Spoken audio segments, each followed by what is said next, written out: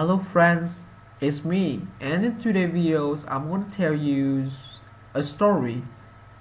The story have moral, and what I was studied by this story, which is really impressed me how powerful of the story with moral.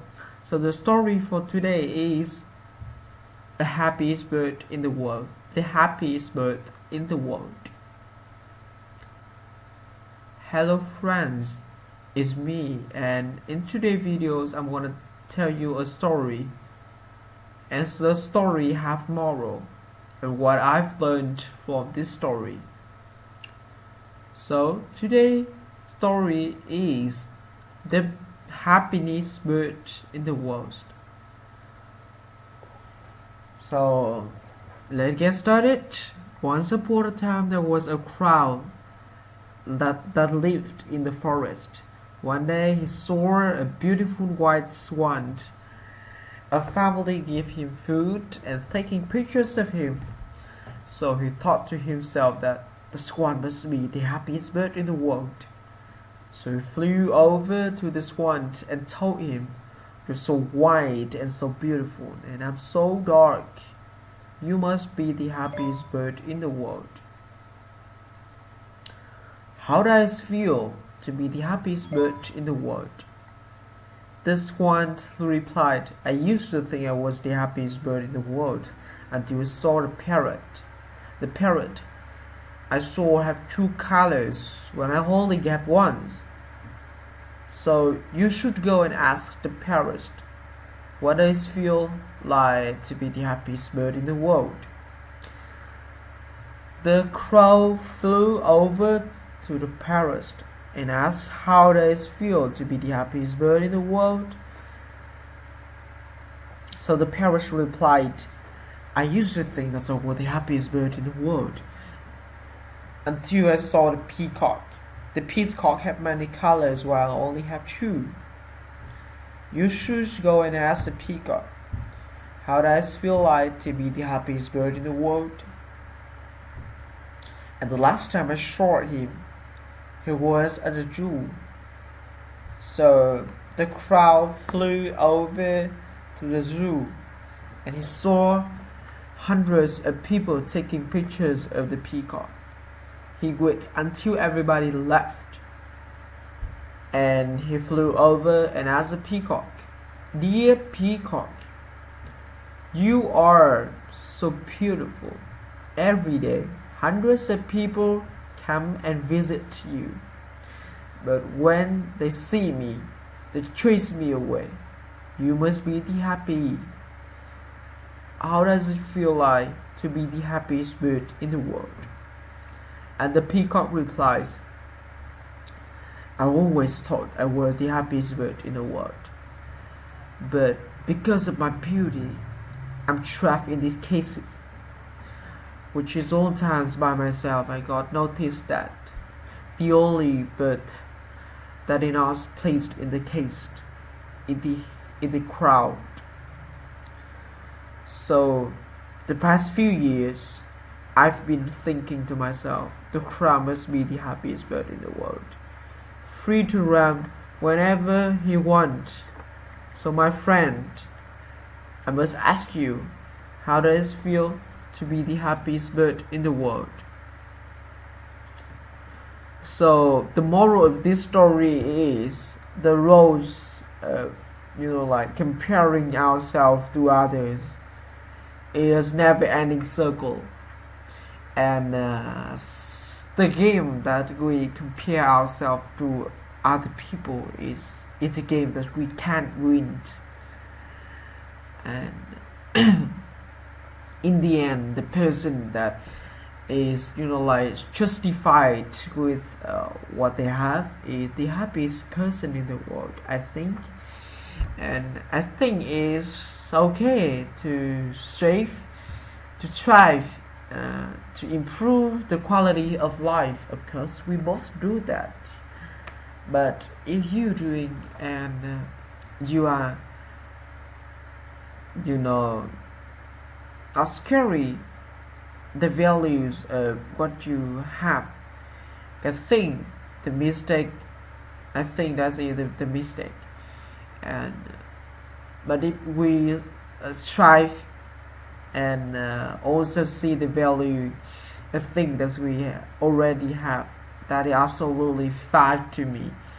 And maybe we can do today is maybe what we can do today is uh, think about three things that we are able to have. Hello friends, so in today's videos I'm gonna tell you a story. The story have moral, and I wanna show you how I have learned about this story and how it changed my mind. And the story today is the happiest bird in the world, I think. So let's get to it. Once upon a time, there were a crowd that lives in the forest. One day, he saw a beautiful white swan. A family gave him food and taking pictures of him. So he thought, the swan must be the happiest bird in the world. He flew over to the swan and told him, "You are so white and so beautiful, and I'm so dark. You must be the happiest bird in the world." "How does it feel like to be the happiest bird in the world?" The swan replied, "I used to think that I was the happiest bird in the world until I saw the parrot. The parrot I saw have two colors when I only have one. You must go and ask the parrot what does it feel like to be the happiest bird in the world." So the crow flew over to the parrot and asked, "How does it feel like to be the happiest bird in the world?" The parrot then said, "I used to think that I was the happiest bird in the world until I saw the peacock. The peacocks had many colors, while I only have two. You should go and ask a peacock, how does it feel to be the happiest bird in the world?" The last time I saw him, his were at the zoo.